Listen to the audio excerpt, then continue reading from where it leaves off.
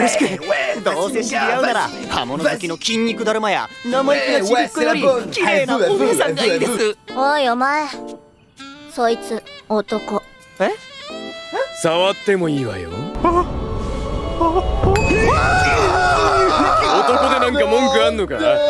Cet anime a l'air plutôt fun. Quand j'ai commencé Ixon Sagalichi en 2012, c'était incroyable. Il y avait ce protagoniste complètement con, dont la seule motivation de sauver le monde c'est de baiser, cette loli qui fait des explosions, ce sadomaso, cette déesse, ce gros nibar, ce trans, cette égalité des sexes, ou ce... C'est Konosuba en fait.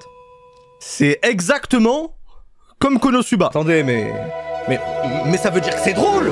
Waouh, des hommes tout nus comme sur les jaquettes, des chars d'assaut contre des épées magiques. Waouh, des hommes en robe de mariée, des pouvoirs magiques, des explosions. Ils font pas de soirée, eux, ils font des booms. Exactement comme les arts. C'est beau, c'est vieux, c'est coloré et bien animé, mais il n'y a personne pour regarder. PTDR, on est deux, bande de bâtards. Même sur Crunchyroll, il y a que les sous-titres anglais et même pas mis la vie dessus. Ma mère est une sainte, mais je peux très bien être un fils de pute et montrer le premier site de streaming qui le propose en français. Et comme c'était pas assez, l'anime a même été boycotté par beaucoup parce qu'il y avait un personnage trans dans la série. Non, mais si vous voulez être transphobe, ok, mais faites-le bien. Vous décrédibilisez tout le mouvement transphobe, la merde. L'anime est magnifique, l'animation est au rendez-vous, l'histoire a un sens, même si on est là pour rigoler. C'était le Konosuba de 2012. Des fois, c'est tellement décalé, tellement what the fuck, qu'on a l'impression de regarder un autre animé. Mais non, c'est bien le même. Est-ce que quelqu'un peut me dire pourquoi ce personnage se cache avec la moustache de Wario? Pourquoi celui-là brille dans le noir? Et qu'est-ce que fout ce mec avec ses putains de peluches? J'en sais rien, mais putain, enfin une vidéo sur Ixon Sagalichi.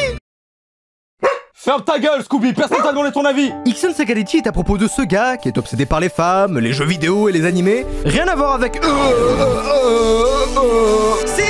C'est elle, la sorcière qui l'a isekai en échange de sa virginité, je la reconnais. Kon est un mec à peu près normal, quand il joue à Monster Hunter, il se donne à fond, et kiffe viser ce dragon noir géant, bien qu'il viserait mieux s'il était un flic américain. Il se retrouve à parler avec une latina bien géchard pour la pécho, elle lui fait des promesses du genre « je vais te glang glang glang glang glang si tu sauves le monde ». Il lui dit « avec plaisir bébé, mon gland de lait est à toi ».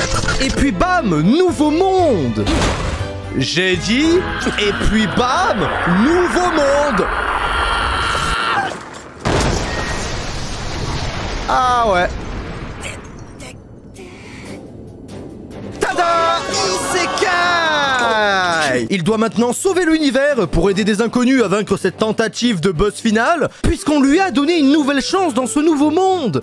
Monde à l'aspect de jeu RPG, magie, combat, amélioration, compétences et bla bla bla bla bla, vous avez déjà entendu ça 1000 fois. Ils emportent Kon avec eux, avec ce con de cheval, et là l'aventure commence. Il faut aider la princesse à aller se marier pour conclure une alliance entre royaumes. Rencontrer d'abord Singulaine, un gros tas de muscles qui est en fait un ingénieur en architecture. Rencontrer Marianne, une femme qui est en fait un homme, super badass et rigolote. Rencontrer la princesse écarlate, super chiante, super énervante qui fait que donner des ordres à Kon, mais elle est marrante aussi et nous montre un peu à quoi ressemble une femme qui a ses règles. Leurs ennemis aussi, l'état militaire qui envoie toujours le plus gai de ses hommes pour les combattre, allez savoir pourquoi. Le mec au gros muscle est en fait super intelligent, il a fait des études d'architecte. La princesse écarlate se soucie vraiment de Kon et de ses autres serviteurs. Marianne par exemple, faisait partie d'une famille à l'héritage lourd, mêlant trahison, parricide et potentiel infini. Quand il décide de laisser ce funeste destin à ses frères, de rencontrer cette fille qui va changer sa vie, morte mais ensuite vivante en lui, qui maintenant a pris son nom pour l'incarner, c'est... Waouh. Ah bah là je comprends mieux, putain c'est...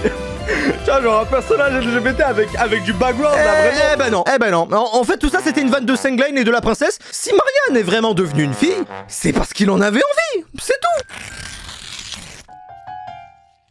De toute façon, il avait un daron, c'est pas réaliste de base. Marianne ferait n'importe quoi pour ses amis, et Rek le méchant, même si vachement con, est super loyal et jure toujours sur l'honneur. Aucune de ces personnes ne semble être ce qu'elle est vraiment. Et c'est comme ça qu'on écrit des personnages, putain, n'est-ce pas? Une fois téléporté, forcé de les accompagner pour trouver un moyen de rentrer chez lui. Oui, parce que c'est un protagoniste d'isekai qui veut vraiment rentrer chez lui. Je l'ai mis en italique grâce au ligné, hein, donc c'est sûrement que c'est important. Une fois qu'il arrive à battre un général avec sa chaise gaming en lui atterrissant dessus, ne le tuant même pas, hein, mais lui faisant juste très très mal, bah on commence un peu à comprendre. C'est un putain d'anime de con. La gravité ne marche même pas dans ce monde. Croyez-moi que si j'avais été à sa place, déjà j'aurais... Il est mort.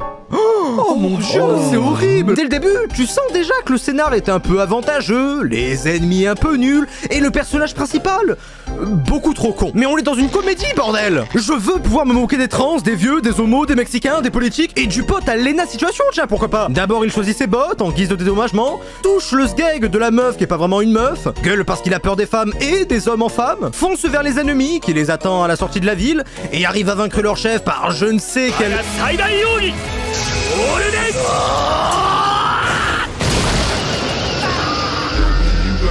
Aïe!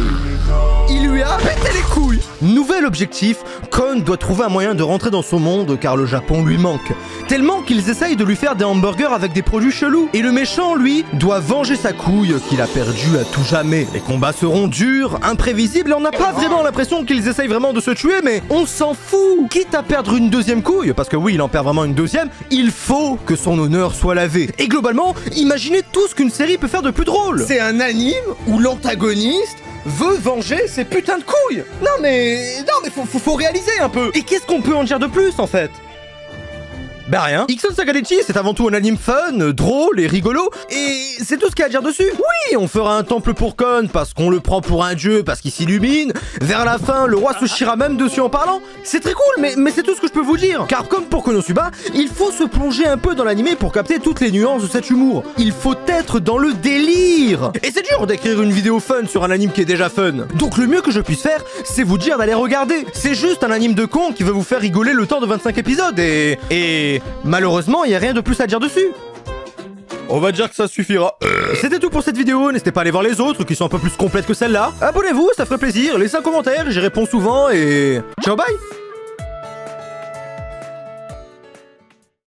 Je quitte le FC homo pour le FC hétéro.